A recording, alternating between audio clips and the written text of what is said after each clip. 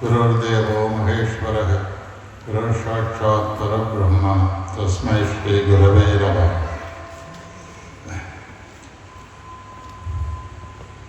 இங்கு உள்ள சுவாமி உத்ராஷ்மானந்தஜி, ராஜேஷானந்தி மகாராஜ், மாதாஜி அவர்களுக்கு என்னுடைய பிரணாமம் தெரிவித்துக் கொண்டு ஏன் அனைவருக்கும் என் அன்புடன் வாழ்த்துக்கள். இந்த நகரத்தில் யோகா சென்டரானது 19 வருடங்கள் முதல்ல இதே இடத்துல 3 மாணவர்களுடன் நான் தான் ஆரம்பித்து வைத்தேன். இப்பொழுது 50 பேர் இருக்கிறார்கள் என்று சொல்லுகிறார். என்னுடைய முக்கியத்தை பற்றி புத்தகத்தில் நிறைய எழுதியிருக்கிறது. ஒரு சுவாமிகள் சொன்னார்கள். ஒரு சில உண்மைகளை ஒரு 2 உதாரணங்கள் சொல்லிட்டு நான் நிறுத்திக் கொள்கிறேன்.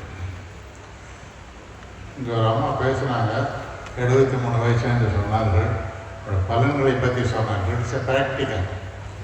இந்தியாவில் 2 வருடங்களுக்கு முதல்ல பிரசிடென்ட் அவார்டு பத்மபூஷன் என்று சொல்கிறது வருஷம் ஒரு முக்கியமான ஒரு நிகழ்வுகளை நடத்துவர்கள், ஆசிரியர்கள், பல துறைகளில் உயர்ந்த நிலையில் இருப்பவர்கள் கொடுக்கக்கூடிய ஒரு விருது.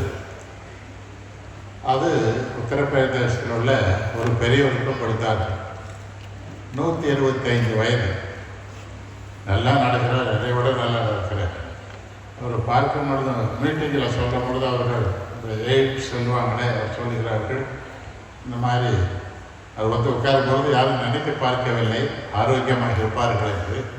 ஆனால் அவர் போய் சொல்லுகிறார், உங்களுக்கு ஏதாவது உதவி தேவையான்னு. ஒன்றும் தேவையில்லை என்று சொல்லுகிறார்.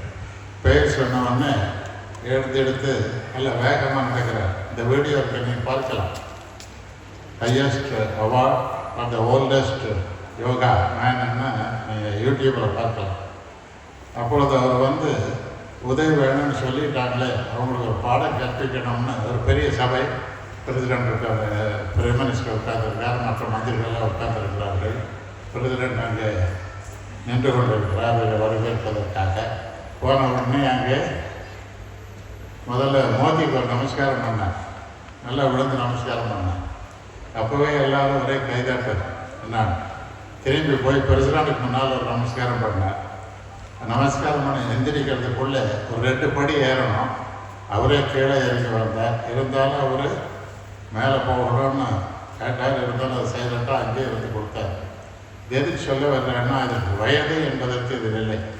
இங்கே பார்த்தீர்கள், இளைய குழந்தைகள் எல்லாம் பண்ணார்கள், குடும்பத்தில் இருக்கிற தாய்மார்கள் எல்லாம் செய்தார்கள்.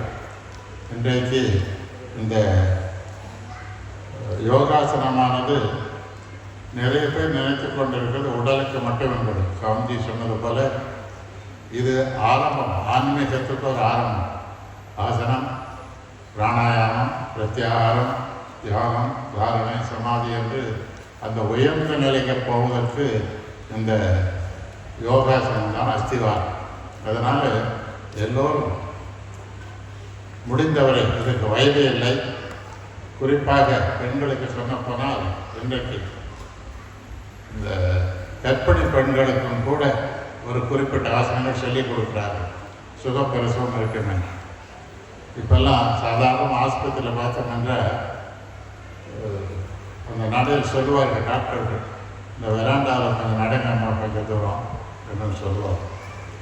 ஆனால் இப்பொழுது அதற்கு கூட யோகாசனங்கள் இருக்கிறது. நோய்களுக்கும் யோகாசனங்கள் இருக்கிறது. நோய்கள் வராமல் தடுப்பதற்கும் யோகாசனங்கள் இருக்கின்றன. அதனால் எவ்வளவு தூரம் எவ்வளவு ஒரு குறைவாக செய்ய முடிந்தாலும் கூட நம்ம செய்து கொண்டு முயற்சி செய்தோமையானால் அதை அடைய முடியும் என்பதற்கு இங்கு பேசிய 73 வயது அம்மாவும் அந்த 125 முதியவரும் நமக்கு ஒரு பாடம் கற்றுப்படுத்துகிறார்கள். அதனால் இந்த யோகாசனங்கள் படிக்கக்கூடிய மாணவர்கள், ஆசிரியர், கற்றுக் கொடுக்கக்கூடிய ஆசிரியர் யாழினி அவர்களுக்கும் மற்ற எல்லோருக்கும் என்னுடைய மனமார்ந்த வாழ்த்துக்கள். மேலும் இது வளர்ந்து இங்கு இருப்பவர்கள் எல்லோரும் இதை உபயோகப்படுத்தி கொண்டு ஆரோக்கியமாக வாழ இறைவன் அருள் புரியுமாறு வேண்டிக் கொண்டு வாய்ப்புக்கு நன்றி கூறி விடைபெறுகிறேன். வணக்கம்.